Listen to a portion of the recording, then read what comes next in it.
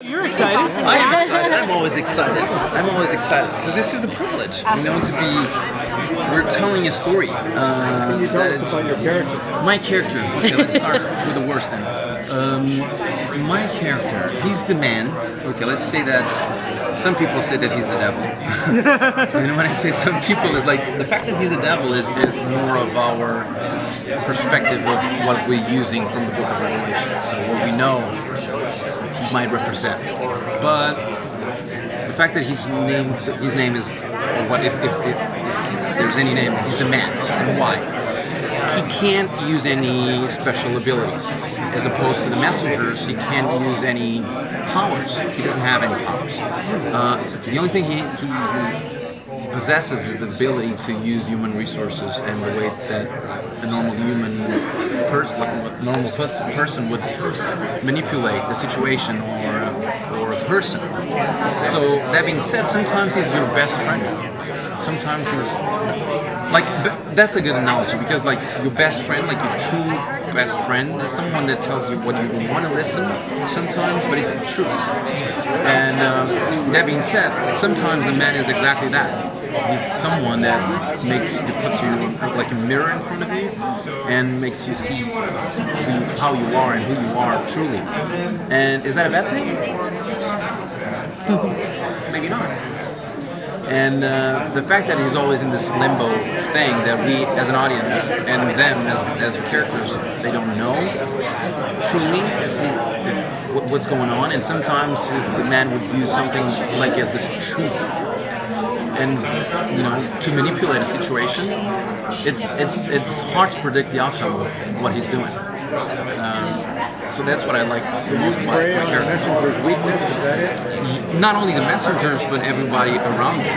Because another thing that's part of this show is that they're not individuals like exclusively on their own. They have families, and they have friends, and they have relationships. They're all part of who they are, and their choices are going to be connected with that circle of family, friends, and everything. And the man will play with that as well all the time. Because let's say that I will never kill a person. You don't know that, because sometimes if you want to protect your family or the ones that you love, sometimes you would do something that you would not even imagine possible for you to do. Does that make you a bad person? Maybe not. But is that a bad act? Yes, it is. So what I like the most about the show is that you never know what. The way that I like to describe the show is that there's no good or bad, there's no wrong or right. There are only circumstances, and the way that they're going to be presented and the outcome of them are basically the whole show. So do you arrive ahead of the messengers or after the messengers? I'm sorry? Do you arrive before or after the messengers? Well, in the first episode, we see that the minute he arrives, the messengers are being anointed. Oh, okay. But there's a lot of stuff that we're gonna know down the line about their past and his past. They're completely connected. When my character says that nothing is random, everything has a meaning, and it's basically the whole show. It's the concept of the whole show. I see you wearing a Captain America shirt. Yeah. Does that mean? I'm a fan. That's what I want As to a know. kid, I'm a comic geek. Oh yeah, I Batman, Captain America, Iron Man, not so much, but now Robert Downey Jr. Okay, I was about to. No, he brought it on. No, like yes, I'm a fan of Iron Man, but I'm saying that as a kid, it was not my favorite, but now kinda it is.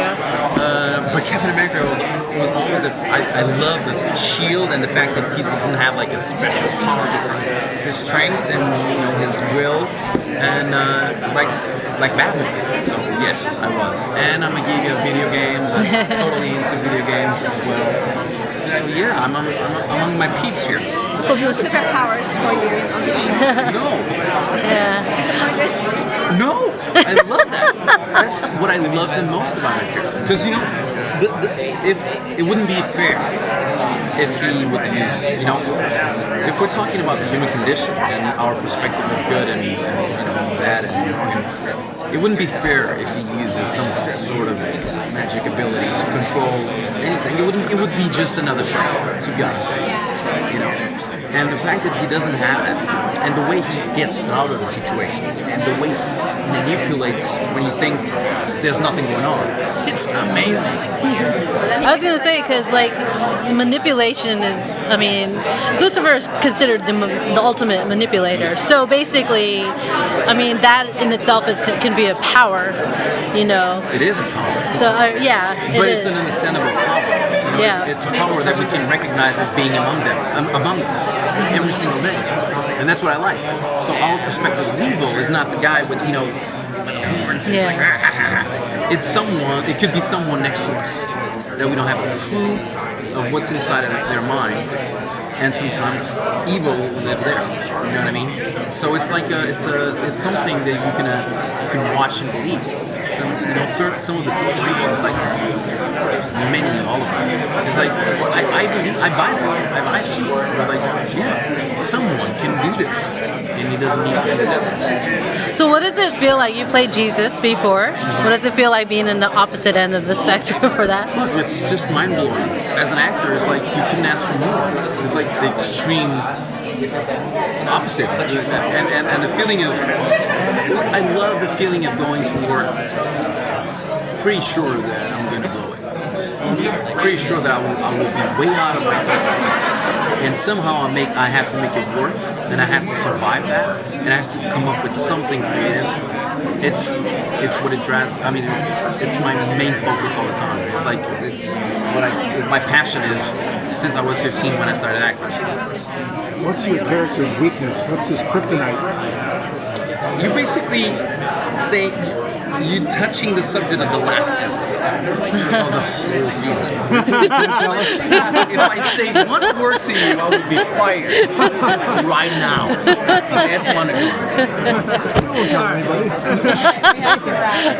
Thank you. Thank you so much. Thank you. It was fun. Thank you.